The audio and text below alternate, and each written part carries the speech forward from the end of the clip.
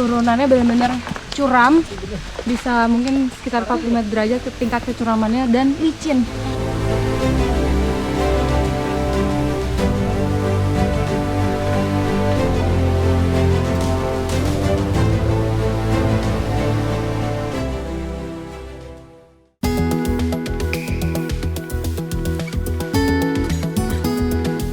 Halo, Assalamualaikum Bang Ferdi. Waalaikumsalam. Apa kabarnya Bang? Kabar baik. Baik ya, Alhamdulillah. Ini rumah Bang Ferdi yang waktu itu ya, yang di jalan... Ya. Oh itu jalannya udah seperti... Oh. Tepat di tempat jalan. Di tempat liputan saya 2023 ya waktu itu. Tidak semua perubahan sempat kami saksikan. Kadang perubahan baru datang setelah kamera berhenti merekam. Telepon dari Desa Tepal membawa kami kembali ke tahun 2023 saat jalan menuju desa ini belum layak dilalui ketika hasil bumi melimpah tetapi sulit keluar dari kampungnya sendiri. Jalannya sudah bagus sekarang ya Bang ya? Ya, alhamdulillah jalannya udah di aspal. Alhamdulillah. Dua kata itu sudah diaspal, terasa berat bagi saya. Bukan karena saya tidak percaya, justru karena saya tahu betapa lamanya kata-kata itu ditunggu.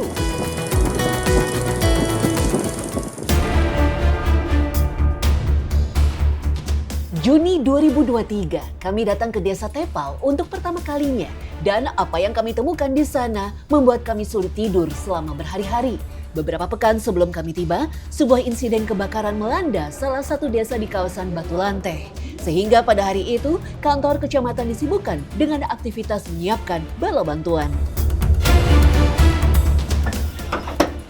Perjalanan saya kali ini bersama dengan teman-teman dari Kecamatan Batu Lanteh ingin mengirim bantuan. Kebetulan sekitar 3 minggu lalu terjadi kebakaran di Desa Tangkampulit yang berdekatan dengan lokasi tujuan kita, yaitu Desa Tepal. Selamat datang di Indonesiaku.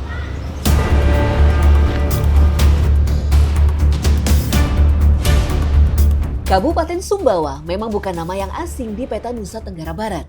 Tapi Desa Tepal, desa yang tersembunyi di balik perbukitan Batu Lanteh, adalah nama yang belum banyak orang kenal. Ada 6 desa di Kecamatan Batu Lanteh dan Desa Tepal adalah yang terjauh. Bukan hanya jauh secara jarak, 35 km dari kantor kecamatan, tapi juga jauh dari perhatian.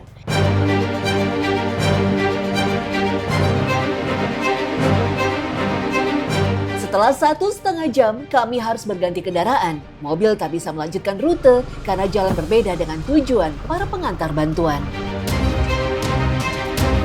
Nah sekarang udah sampai di Dusun Pusu Desa Tepal. Kita harus berpisah sama mobil karena mobil mau pergi menyalurkan bantuan. Sementara saya melanjutkan perjalanan menggunakan sepeda motor. Desa Tepal punya 3 dusun dan jarak antar dusunnya lumayan jauh. Dari Dusun Pusu ke Dusun Induk saja jaraknya 5,5 km. Jalan yang kami lewati adalah jalan utama provinsi yang saat itu masih dalam proses pembangunan dan belum sampai ke Dusun Induk. Desa ini berada di ketinggian 800 meter di atas permukaan laut. Artinya, seluruh perjalanan terus menanjak, udara tipis, dan jalan berliku tanpa batas. Nah setelah melewati perjalanan panjang kurang lebih 35 km dari kantor Kecamatan Batu Lanteh, dan tadi pun sepanjang perjalanan kita melewati jalan yang sedang dibangun, ini akhirnya sudah sampai di Desa Tepal. Ini yang mau dibawa ya Mas? 2 tahun kemudian, kami menelpon Bang Ferdi, salah satu warga Desa Tepal, untuk mengecek apa yang sudah berubah. Di layar HP terlihat jelas perbedaan yang tidak perlu banyak kata, jalan beraspal lebar, truk besar bisa masuk. Jalannya dibangun di 2023. Oh. 2023 pembangunan jalan Iya. ini. Saya 2023 ke sana kurang lebih bulan Juni kalau nggak salah ya, Juni-Juli ya, pertengahan tahun saya ingat banget. Nah, artinya itu dibangunnya setelah kami Indonesiaku pulang dari sana ya kayaknya ya? Ya, apa namanya, di akhir, mulai pengerjaan itu di akhir. Akhir 2023. 3 itu. Artinya, liputan kami di 2023 saat jalan itu masih tanah merah berlumpur adalah potret terakhir sebelum semuanya berubah. Bang, saya boleh lihat nggak kita eksplor sedikit tuh jalannya ya, yang jalan raya. Truk besar bisa masuk sekarang. Keren. Nah, ini yang mana, yang ke arah Sumbawa, ke yang mana? Yang arah Batu Rotok yang mana? Sebelah, nah, yang kesini yang ke arah Sumbawa. Oh, itu yang arah Sumbawa ya. Oh, saya masih ingat itu rumah-rumahnya yang di sana. Wah, lagi rame ya di sana ya, sore-sore begini ya. Kalau sore-sore begini banyak Siap. yang sedang bola, main volley gitu juga. Wah. Juga anak-anak yang main-main di jalan. Dulu sepanjang jalan yang kami lalui sepi, warga jarang terlihat. Kini ternyata ada kehidupan di sana yang selama ini tersembunyi karena akses yang memutus segalanya. Dan soal yang paling penting, apakah jalan baru itu mengubah nasib petani? Jadi dengan adanya jalan kan jadi lancar ya jual hasil panen ke Sumbawa ya? Ya, apa namanya, kan mata pencariannya itu kopi, Mbak, mata pencarian utama masyarakat di sini. Nah, untuk penjualan sekarang itu dengan bagusnya akses ini, ada juga truk-truk pengepul yang datang mengambil langsung hasil alam dan bisa juga jual di pengepul lokal. Ada juga yang memilih bawa ke Sumbawa. Truk pengepul datang langsung, sesuatu yang mustahil 2 tahun lalu. Tapi ada satu hal yang masih belum berubah. Ini yang mungkin yang dibutuhkan masyarakat itu soal jaringan. Oke. Bang Ferdi, saya sebelumnya turut senang karena ada progres perkembangan yang cukup baik di Tepal. Semoga banyak hal baik lagi yang datang ke sana ya Bang ya. Termasuk jaringan ini nih, lihat nih, ngadet-ngadet. Dan disitulah percakapan kami terputus. Bukan karena tidak ada sinyal dari Jakarta, tapi karena di ujung sana, di ketinggian 800 meter, jaringan masih belum stabil. Tapi kita mundur dulu ke 2023, ke saat kami pertama kali menginjakan kaki di tanah merah Desa Tepal. Karena ada cerita yang harus kalian dengar. Di Desa Tepal tumbuh sesuatu yang sedang diincar dunia. Sejak 2021, pemerintah pusat menggadang-gadang porang sebagai komoditas ekspor unggulan. Umbi satu ini jadi bahan baku tepung konjak yang diekspor ke Jepang, Cina, dan Korea untuk industri pangan hingga kecantikan. Faktanya, pada tahun 2022 lalu, ekspor porang Indonesia tembus 921 miliar rupiah. Pembeli terbesarnya dari Jepang dan Cina. Sementara di Desa Tepal, porang hanya dijual Rp4.000 per kilogram. Dan yang lebih mengejutkan, porang di sini tumbuh liar, organik, tanpa pupuk, persis seperti yang dicari pasar internasional. Sekarang saya sama ibu-ibu lagi jalan ke kebun porang untuk kita panen. Nah, porang ini juga jadi salah satu komoditas utama di Desa Tepal. Dan ini biasanya tuh dijual ya Bu ya, langsung dijual. Nanti kita ikutin prosesnya dari panen sampai dibersihkan dan dijual. Tiba di kebun, saya terkejut melihat umbi porang bertebaran di mana-mana, seperti dibiarkan. Dan memang begitulah keadaannya. Warga menanam bibit tanpa pupuk, tanpa pendampingan, tanpa tahu bahwa tanaman yang mereka anggap biasa ini sedang diperebutkan oleh pasar global.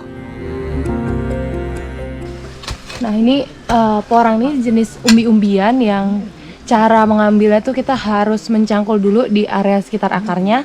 Nanti baru kita cabut isi porangnya.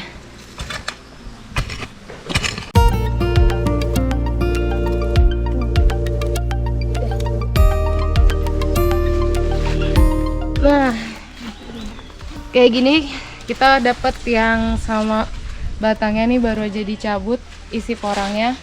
Setelah ini nanti mau dibersihkan dulu. Berat juga ya Bu?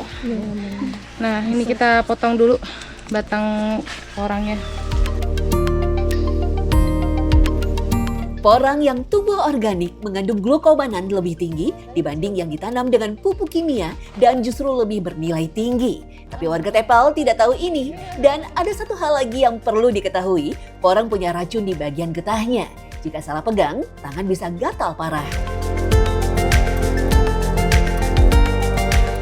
Nah, kalau megang porang ini harus hati-hati supaya nggak terkena racun yang ada di bagian getahnya. Bagian getahnya tuh di bagian atas ini, makanya kita harus megangnya seperti ini.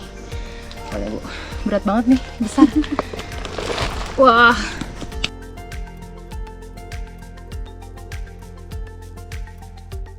Kalau sekarang emang harga porang per kilo tuh berapa sih Bu? Tahun kemarin itu 4.000 mungkin. 4.000? Iya, Murah banget ya Bu? iya. Ibu jualnya kemana? Di dekat sini. Oh, gitu.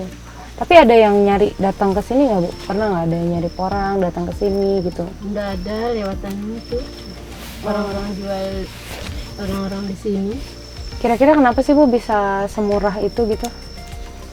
Nggak tahu, mungkin jalannya itu transportasinya itu masih kayak gitu. Makanya kita Karena jauh ya, Iya. mungkin Bu ya. ya Nah, tapi Ibu tahu nggak sih sebenarnya di kota-kota besar ya, lagi lumayan banyak Bu yang mencari porang ini karena ya udah ada penelitian kalau berkhasiat ya gitu. Tahu nggak Ibu? nggak tahu. Nggak tahu ya. Ya Tuh, jadi sebetulnya mungkin kalau tahu di sini harganya Rp4.000 tuh kaget banget Bu, sangat Iya. rendah banget Iya. gitu. Nah, kalau dengan melihat seperti ini Bu, harapannya apa sih Bu? supaya bisa naik tuh, bisa tinggi harganya, bisa ada penjual di sini yang ngambil. Bisa. Harapan kita.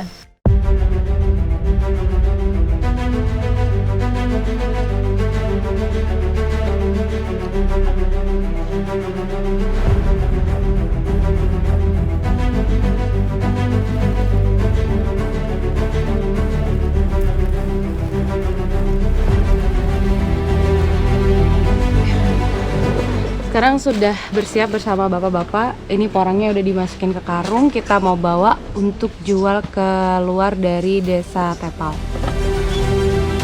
Keluar dari desa Tepal untuk menjual hasil panen bukan perkara mudah. Kami langsung disambut jalur setapak yang amat curam, jalan penghubung antar desa yang kondisinya jauh dari kata layak. Jalan yang kami lewati saat ini merupakan jalan penghubung antar desa dari Tepal menuju desa Bau, dan ini bisa dilihat sendiri jalannya setapak, kurang lebih ada 8 km perjalanan kami seperti ini. Gerai motor dengan muatan 24 kg di jalan setapak berliku bukan perkara sepele. Saya berkali-kali hampir tergelincir. Belum lagi BBM saat itu sedang langka, harganya melonjak cukup tinggi. Nah, bisa dibayangin ya, jarak dari sini ke desa Batu Dulang tempat menjual porang ini lumayan, berjarak sekitar 8 km, dan kondisi sekarang itu BBM sedang langka. Tapi nggak ada pilihan lagi, hasil porangnya tetap harus kita jual keluar. Istirahat dulu Pak ya.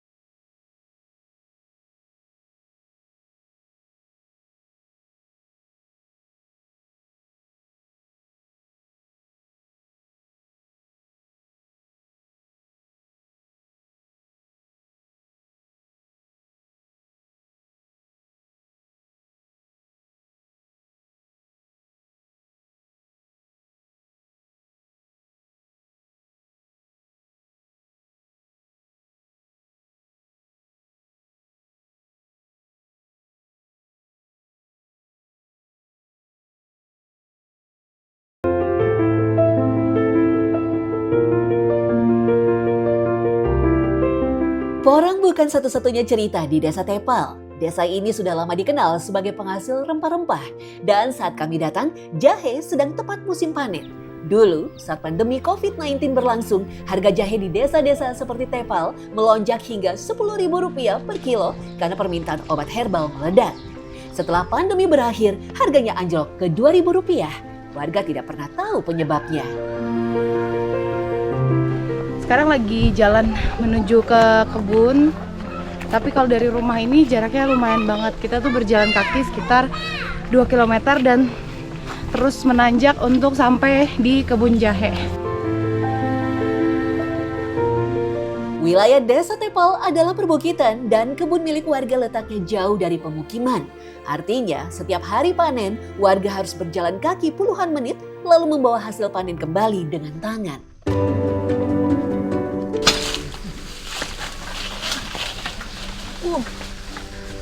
Ini bisa dibayangin ya, setiap harinya ibu-ibu kalau mau memanen jahe ke kebun kayak gini ngelewatin pagar dulu, tadi nyebrang jembatan dulu, belum lagi ini kebunnya itu tanahnya curam.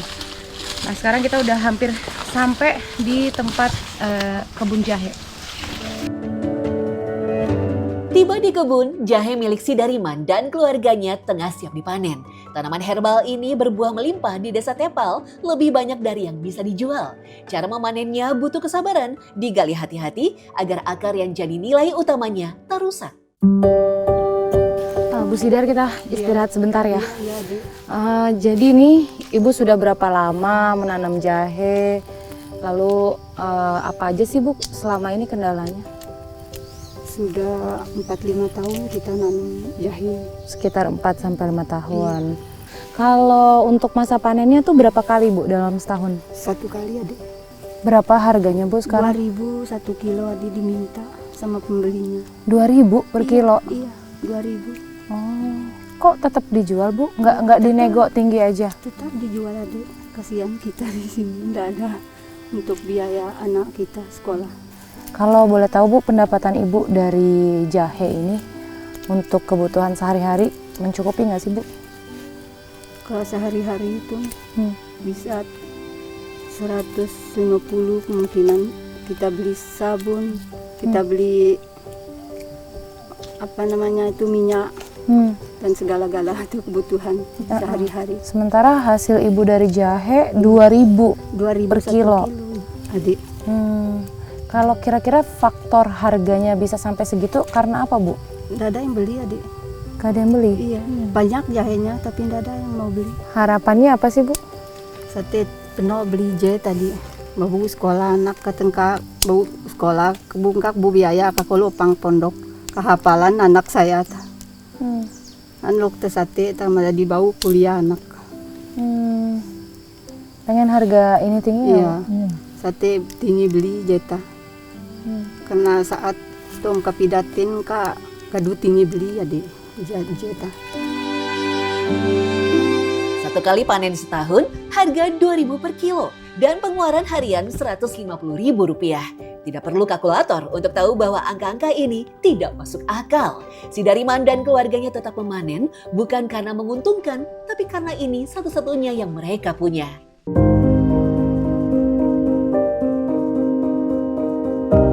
Hari itu kami mengumpulkan sekitar 6 kg jahe, dijual ke pengepul kopi yang ada di dalam desa karena tak ada ongkos untuk keluar. Setelah ditimbang, hasil 6 kilo dipotong jadi 5 kilo, ongkos pengepul untuk bawa ke kota. Harganya Rp3.500 per kilo. Total yang diterima Si Dariman dan keluarga hari itu hanya Rp17.500. Ya, ini ironi memang. Rp17.500 untuk 4 hingga 5 tahun menanam, berjalan 2 km ke kebun, dan berjam-jam menggali.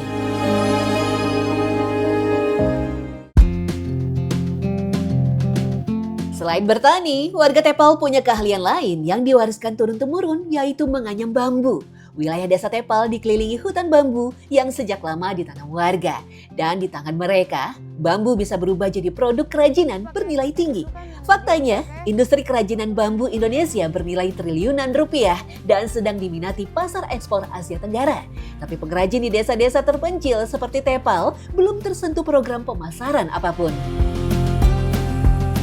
sekarang saya dengan bapak-bapak ini mau ambil bambu yang digunakan untuk kerajinan. Dan kebetulan nih memang sederet itu isinya tanaman bambu semua.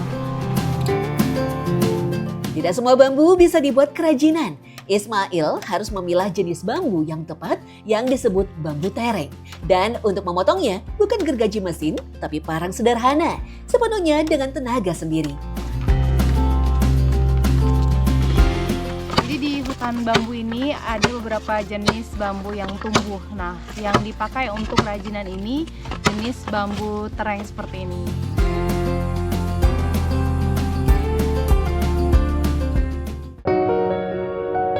Jadi memang kalau sudah ambil bambu dari kebun, ini biasa dibuat kerajinan. Nah, sekarang lagi bikin wadah untuk kopi di anyam bambu seperti ini. Proses menganyam dilakukan secara turun-temurun tanpa pelatihan formal. Selama ini, warga Tepal menganyam hanya saat ada pesanan, tak ada produksi rutin, tak ada pasar yang dituju. Pak Abdillah, Bapak sehari-hari memang menganyam bambu seperti ini? Ya, Kalau bikin itu sehari bisa bikin berapa, Pak? kalau sudah ada bambunya sudah kita aratnya seperti begini. Kalau khusus kita bikin aja ya bisa 2, 3. Kalau pembelinya dari mana sih, Pak? Dari sini ya. Warga sini? Ya, Bapak pernah coba jual keluar sini nggak? Dari sini nggak? kalau sekarang belum pernah. Kalau dari sini ke pasar jauh nggak? Jauh sekali. Jauh. Berapa puluh kilonya itu. Gitu. Jadi kalau mau jual keluar juga Ya, hitung-hitungan ongkos mungkin, Pak, ya? ya ongkos. Apa keinginan Bapak untuk desa Bapak ini? Ya, Ya, keinginannya apa? ingin jaya. Ingin jaya. Kalau ingin desa tatnya misalnya balong, ingin bersih, ingin kaya. Nah, tujuan 2 dulu.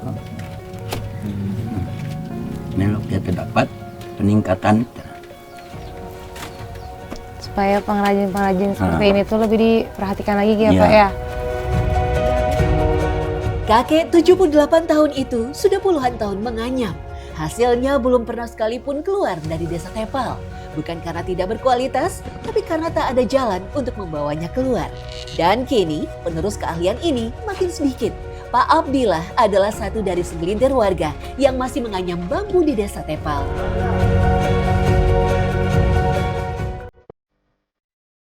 Sumber penghasilan warga Tepal tak berhenti di situ. Banyak petani yang juga merangkap sebagai peternak, terutama kambing yang mereka sebut bedus. Kandang dan kebun jadi satu di sini. Kambing dilepas di ladang, makan daun gamal, dan sore hari kembali sendiri ke kandang. Sistem sederhana, tapi sudah berjalan bertahun-tahun. Nah, jadi kambing di sini tuh biasanya dilepas gitu aja di ladang karena mereka mau makan.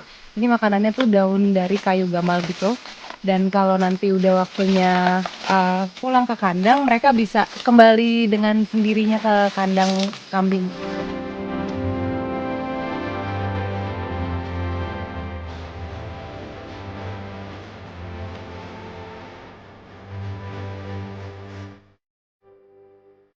Setelah lelah merawat kambing, kami beristirahat di saung. Matkudin dan saudaranya membawa temuning, makanan ringan khas warga Tepal yang dibawa saat ke ladang. Terbuat dari ketan, rasanya sederhana, tapi artinya dalam. Inilah cara warga Tepal bertahan.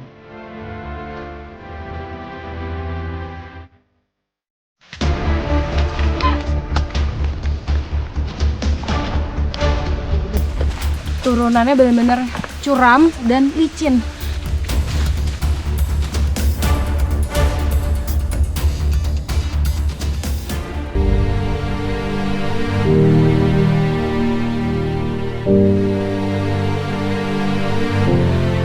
Dan sekarang ada satu cerita tentang tanaman yang namanya mungkin belum pernah Anda dengar, yaitu belunak.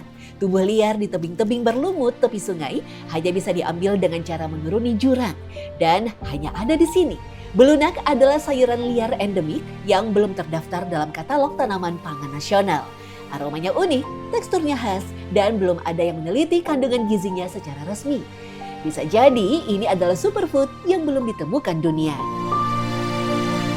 Salah satu masakan khas Desa Tepal ini berasal dari tanaman blunak dan yang dimasak itu atau diolah biasanya batangnya. Tapi untuk mencari tanaman itu kita harus ke tebing di tepi sungai dan ini lokasinya turun curam ke bawah. Belunak biasanya disajikan saat hajatan besar, seperti pernikahan atau syukuran. Tapi kehadiran kami dianggap cukup istimewa hingga warga rela turun ke jurang untuk mengambilnya. Medannya dengan kemiringan 45 derajat, tanah licin berlumut tanpa pegangan.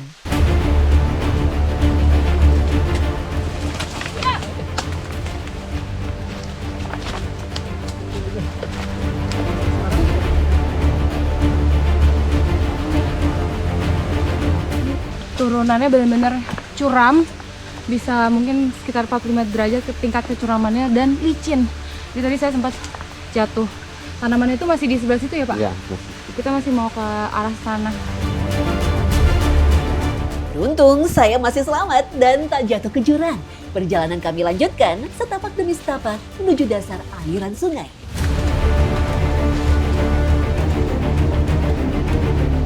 Tiba di dasar aliran sungai, kami akhirnya menemukan tanaman belunak. Batangnya itu yang diambil menempel di batu berlumut, akarnya kuat, harus dipetik dengan hati-hati.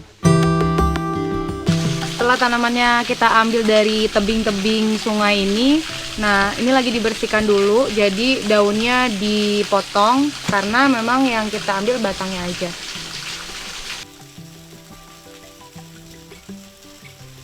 Selama ini memang tanaman belunak dimanfaatkan untuk apa aja sih kalau di Tepal? Pertama itu di acara-acara besar, misalkan ngantin, pokoknya intinya acara-acara besar gitu. Di acara-acara besar kalau hajatan gitulah ya. Di hajatan, bisa jadi untuk sehari-hari juga dimanfaatkan. Oh gitu. Tapi kenapa harus nyarinya di tebing-tebing seperti ini sih Pak? Memang ini tanaman belunak ini hanya tumbuh di tebing-tebing aja. Hanya tumbuhnya di tebing-tebing aja. Iya. Oh gitu.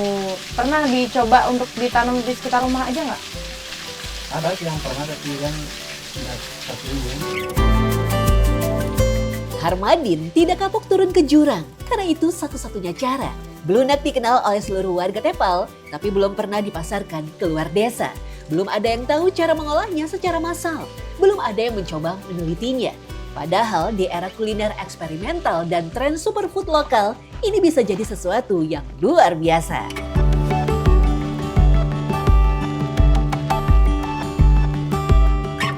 Kembali ke rumah, ibu-ibu langsung mengolah belunak. Bumbu yang digunakan sederhana, semuanya dari tumbuhan yang ada di sekitar desa. Tak perlu waktu lama, dan santap siang saya hari itu adalah pengalaman yang tidak terlupakan. Nah ini batang belunak udah siap buat dimasak. Cara masaknya juga sederhana. Ini sekarang lagi dipotong-potong dulu. Tinggal sebetulnya dipotek-potek aja sih sampai bagiannya jadi kecil kayak gini.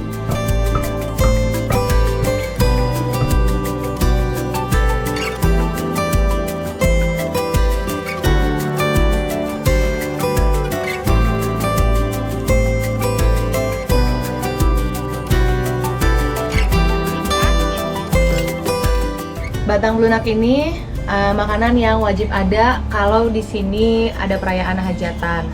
Dan rasanya ini pas diolah ternyata enak banget, gurih. Walaupun dia tumbuhnya memang di area berlumut seperti yang kita ambil di tepi sungai itu. Yuk makan lagi Bu. Ya.